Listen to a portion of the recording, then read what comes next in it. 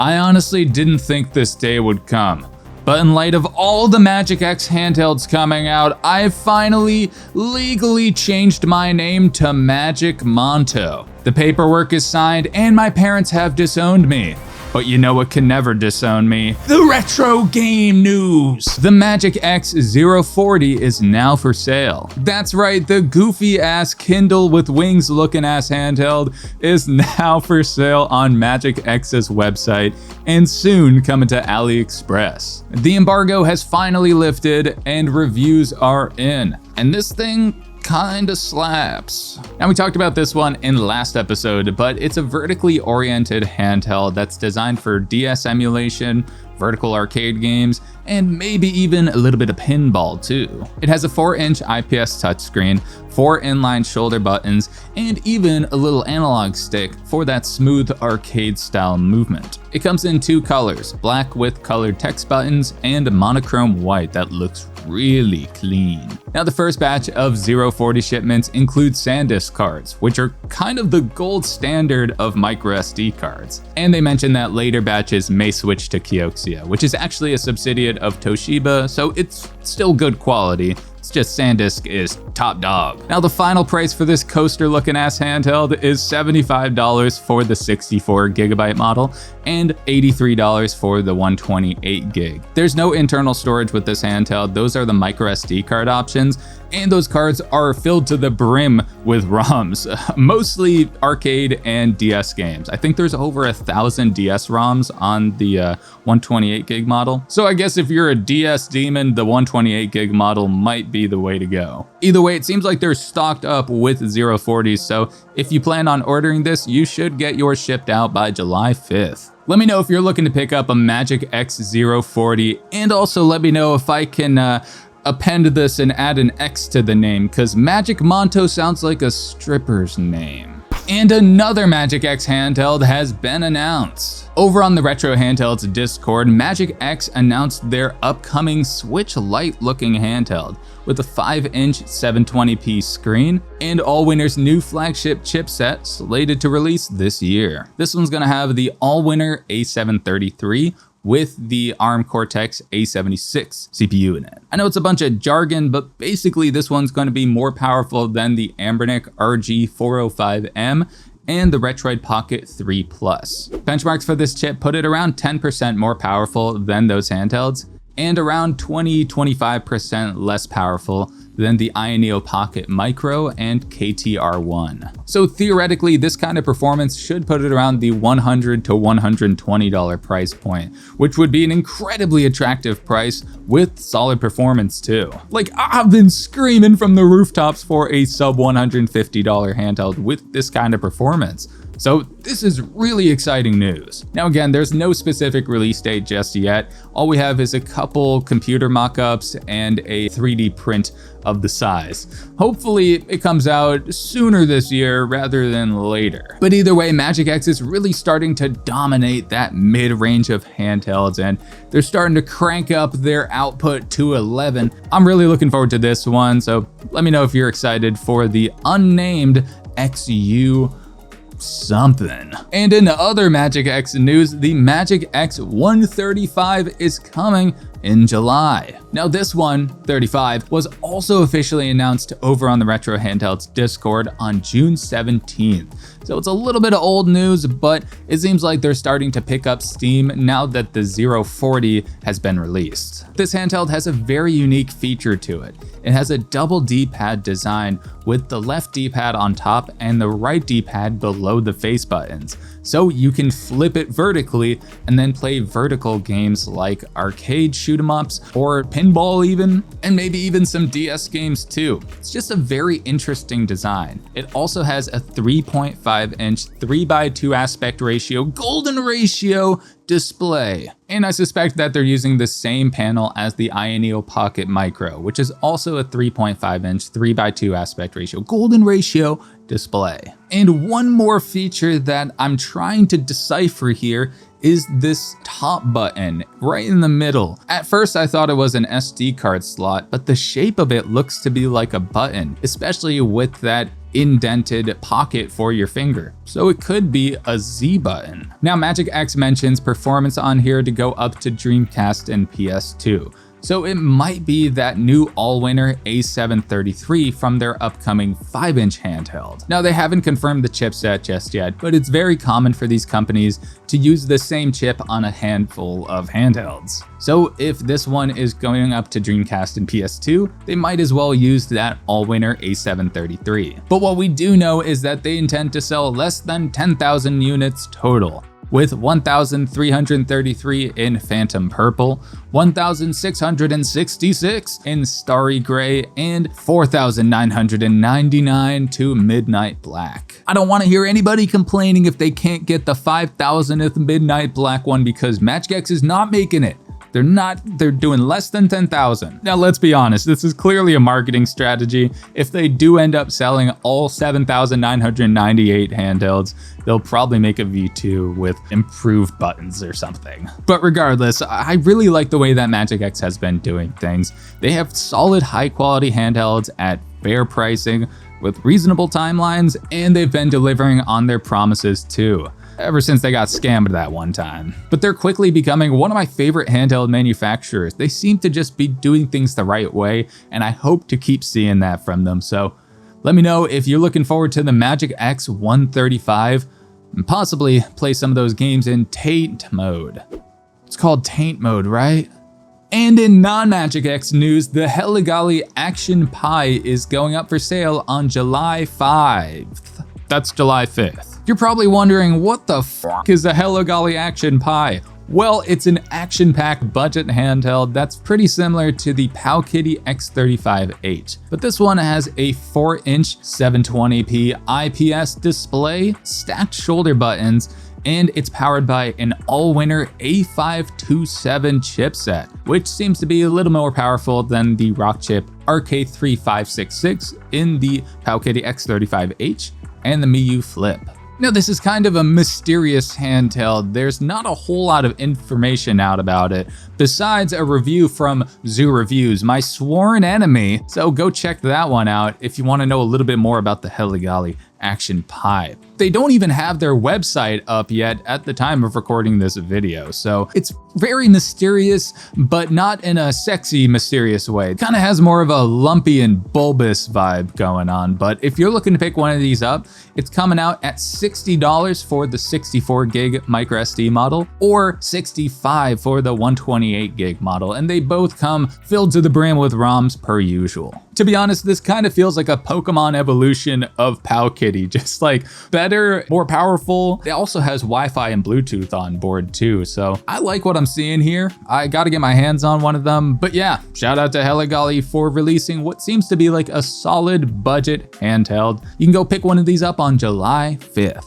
Over in emulation news, a mysterious Cemu update has been released. That's right, the experimental Android version of the WiiU emulator has released a version 0.2. Now there's no official changelog with this release, but apparently they've added custom driver support. So we can now use turnip drivers for better performance and compatibility with some games. According to a Redditor, the turnip drivers have enabled Twilight Princess to now display the minimap. Also, Wind Waker hits a stable 30 FPS on Dragon Roost Island, where previously it was so bad that it was unplayable. And if you want to check out what other games can play on this new Cemu update, YouTuber RoeTaKa has made a performance showcase showing a ton of games on the Odin 2 portal. Now, I haven't tested out this update yet, but I can tell you from other emulators that custom driver support is a huge milestone in terms of performance and compatibility for tons of games. So I'm very curious to see how this runs on the Retroid Pocket 5. And hopefully in the future we can get support for second screens, especially with that upcoming Retroid dual screen add-on. But if you want to stay up to date with common emulator releases on Android, I'd recommend using an app called Obtainium and the Emulation Pack. Obtainium is a free app that automatically checks for emulator updates, and it's super helpful when you download emulators that aren't on the Play Store, because how else are you going to keep all these emulators up to date? Well, Obtainium just pings you when there's an update, you tap it, and then it automatically installs. It's super helpful. But one little tip is if you installed the emulators when you were setting up your device, like the included Retroid or Anbernic suite of emulators, then Obtainium can't update those because they're kind of ingrained in the firmware package. You have to uninstall those old dusty emulators and then let Obtainium install all your new stuff. Speaking of emulators, Sudachi is coming back from the grave. You heard that right, the very popular Switch emulator for Android has just gotten an update announced. Back in March, the developer said that they were away until June, and on June 20th, they announced a changelog for the upcoming Sudachi update. At the time of recording, there's no download for this new build just yet, but it seems to be just around the corner. If it does come out, you can find the link in the description below. Meanwhile, GameNative releases an update that improves support for Mali devices. GameNative is a Windows emulator for Android, and it's a fork of Pluvia. But GameNative allows you to play your Steam library, so all of those DRM problematic games that wouldn't run on Pluvia, they run on GameNative. The version 0.2.1 update allows for better compatibility in DirectX 11 games on Mali devices. But in breaking news, there's also a 2.11 version that adds Turnip 25.2 driver support, which is helpful for certain Snapdragon devices. GameNative is just hitting back-to-back W's, and this is very exciting if you're interested in Windows game emulation on your Android devices. And you can pick up the latest version on their website, GameNative.app. And in emulator not news, a Redditor posts a 3DS emulator comparison between Citra MMJ and Azahar. Citra MMJ and Azahar are the two titans of 3DS emulation on Android. So if you're like me and you're a little confused as to what the difference is between the two, this Reddit post breaks it down into very simple detail. Now, some of the highlights for Citra MMJ are that it has multiplayer support, better performance on low-end systems, and it has support for external monitors and displays. So this will be great for using that Retroid dual screen add-on that's coming in August. Meanwhile, some highlights of Azahar are that it has Vulkan support, so it's significantly better on mid-range and high-end devices. It has very accurate emulation, custom driver support, and it's constantly being improved and updated with new features too. So in my opinion, Azahar is the way to go for most people. But if you're interested in 3DS emulation on Android, you can go check out the full comparison breakdown by Reddit user SharpTheory9170. Over in firmware news, CarlOS releases a big update. But what is CarlOS? It's a custom firmware for the MiiU Flip, developed by the prolific developer Nino Fox and Carlos Pix. Nino Fox shows off the version 1.8 update with a ROM scraper utility. Built-in box art scraping is one of the best quality of life features you can add to a custom firmware, so seeing that coming out for CarlOS is very exciting news. Nino Fox also mentions some stats for this ROM scraper, and apparently it can scrape around 6,000 ROMs in just 40 minutes. The update also adds support for using the system microSD in either slot, as long as they work, because mine don't work anymore. It also adds support for using 2 microSD cards at the same time, one for the system without ROMs and one for all of your ROMs. And it now allows for automatic patching of Portmaster updates. And you know me, I'm a Portmaster goblin. But the big feature here is that new box art scraper, which can scrape at around 160 games a minute. So if you're a diabolical ROM hoarder, this one can get through your library in record time. So if you're interested in downloading CarlOS, you can check it out over on their GitHub page. And for all you Powkiddy V90S fans, Knulli is on the way. That's right, a very early alpha build of Knulli Gladiator has been released for the Powkiddy V90S. YouTuber SK Talks Games mentions over on their Reddit post that it's already better than the stock OS, even in its alpha state. But the developer mentions that this is a very early build, so there's no optimization yet. Overclocking doesn't work, external Wi-Fi dongles may or may not work, and the hinge doesn't trigger the sleep mode yet. If you do want to pick up the alpha build of Knulli Gladiator on the Powkiddy V90S, you can pick it up by donating to the Knulli team's Ko-fi page, which unlocks alpha builds on their Discord. And the Retroid Pocket 5 gets a speaker update? That's right, Retroid releases an OTA update that apparently improves the speakers. Now, I haven't done any rigorous before and after testing, but from my general gameplay, it sounds so much better than before the update. Still not perfect though, it definitely lacks a bit of that bass oomph, but because it's an official OTA update, you don't need to do the whole James DSP hack thing where every time you reboot, you have to re-enable that hack. Nope, none of that stuff. This is an official firmware update, so just handles all that for you. If you have a Retroid Pocket 5 connected to the internet, then you should just get the OTA pushed right onto your device. So go ahead and click that update button if you want improved audio. Over in game news, the Smash Remix 2.0 update is out now. Smash Remix is an open source mod of Super Smash Bros. 64, and it adds over a dozen new characters along with new stages, songs, game modes, and training features too. The 2.0 update adds Crash Bandicoot, Peach, Roy, Dr. Luigi, Lanky, Polygon, Crash, and Polygon Peach as well. And on top of that, all of the other custom characters got improvements too, like Banjo-Kazooie, Conker, Dark Samus. Oh, there's so many. This is one of the coolest mods ever. New stages have also been added too, like Discovery Falls, N64 Remix, Pig Mask Fortress, and Raid Blue 2. There's so many new features and improvements with this 2.0 update, so if you're a fan of Smash 64 or the Smash series in general, you should check out Smash Remix Patcher on their website, smash64.online/remix. Mario Kart 64 is now on Portmaster. That's right, the Mario Kart 64 port has made it onto Portmaster in record time. We only just talked about this one in the last episode when it was released for Windows, Linux, and Switch. And now we can play it on all of our Linux-based retro handhelds that support Portmaster, like the Anbernic XX devices, TrimUI, Powkiddy, and even MiiU Flip with CarlOS. It's currently a pre-release version, so there's gonna be some graphic glitches, but because Spaghetti Kart is a native port and not emulation, it should run significantly better than if you were trying to play Mario Kart 64 on an emulator. And just like their other ports, this should eventually have support for custom textures, different aspect ratios, higher FPS like 60 FPS, 120 FPS, and plenty more quality of life features and just extra features in general. That's the benefit of running ports. And seeing it come to Portmaster is super exciting for playing Mario Kart 64 on the go. So if you're looking to get in the Spaghetti Kart,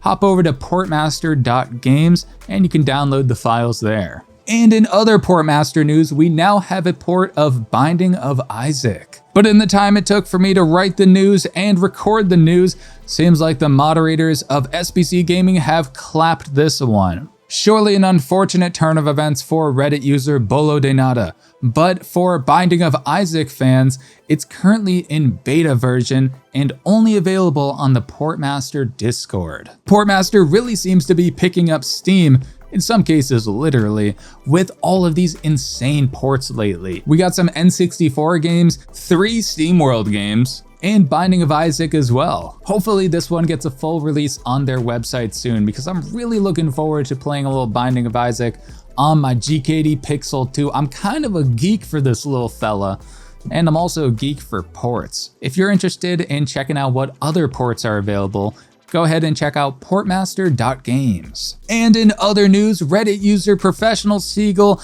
gets all of this for 99 cents. How'd he do, guys? That's right, 5 DS systems, a Pokemon pedometer, and a stack of games for 99 cents. He definitely overpaid a little bit, but there's a couple gems in there. I'm just f***ing with you. This Redditor is just clowning on the endless just got this for blank how'd I do posts. I love to see some good memeing in this space. It's just goofy to see the unironic versions of this where somebody gets a stack of like 10 3DSs for $100 and then post it like, yo, did I do all right, guys? How'd I do? Just scam somebody a little bit. Did I do all right? And whether those posts are serious or ironic, it's entertaining either way. So if you want plenty more of those, hop on over to r/3ds. And in breaking news, history has just been made with the first ever Curveheld. One small step for retro handhelds, one giant leap for mankind. The Curveheld has finally hit AliExpress, boasting an iconic 3.5-inch curved display inspired by cathode ray tubes, classic TV iconic curved glass at a pixel perfect 640 by 480p. This futuristic handheld is powered by the powerful Rockchip RK3326 chipset running Emulator. It also has built-in Wi-Fi and a rounded D-pad that looks like a lump that shouldn't be there. And of course we have ribbed bottle cap buttons, a joystick next to a speaker grill, and a trifecta of start select menu buttons. I mean, this thing is everything you could ever want and then some, and it could also be the savior of the human race. We don't know yet, but something tells me that that D-pad might just survive an apocalypse. I also hesitate to call it a D-pad because it's kind of a D-lump. But the e-waste doesn't end there. The classic Pixel mini game console power bank handheld is also on AliExpress. So if you're ever trying to grasp the meaning of existence, just remember, one is all done, one machine all done. One is all done, one machine all done. Speaking of machines can play games sometimes. So what better game to play than the game of the week? What's this week gonna be?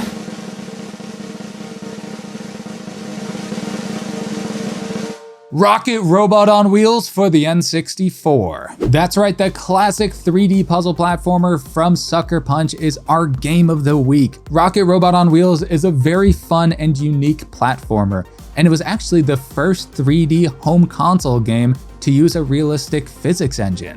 So the way that your character moves is very realistic for the time. And the game itself has a futuristic, surreal, jazzy style to it, and it all comes together to create a very unique and enjoyable experience that is just so 90s, but it still holds up to this day, and the soundtrack is an absolute banger, so go check out Rocket Robot on Wheels for the N64. But Game of the Week is not enough, because for every 4 games of the week, there's one handheld of the month. What's this month gonna be?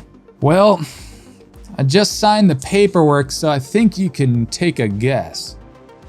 That's right, it's the MagicX 040. The vertical Kindle with wings looking ass handheld. That's our handheld of the month. But there's only one small problem, and that's that I don't have one in my hands just yet. But it is one of the most unique handhelds in the space right now, and I'm so excited to get my hands on it. Ampone's gonna be sending one over for review, so we'll check it out and maybe do a little live stream with it too. It's one of the best ways to emulate DS at the moment, so to me, this is gonna be the ultimate DS backlog annihilator. And it's great for vertical arcade games and pinball too, so it really fills in a much needed gap in the space. So that's why it's our handheld of the month. If you're looking to pick one up, there's a link in the description below. But that's it for this week's retro game news. If you liked the video, go ahead and like the video. And while you're down there, let me know if I made a grave life-changing mistake by making my name Magic Monto. And also let me know if you're interested in any of the handhelds we talked about today. But don't forget to karate chop that subscribe button for weekly retro game news, reviews, tutorials, and more. As always, thank you for watching, and I'll see you in the next one. Later.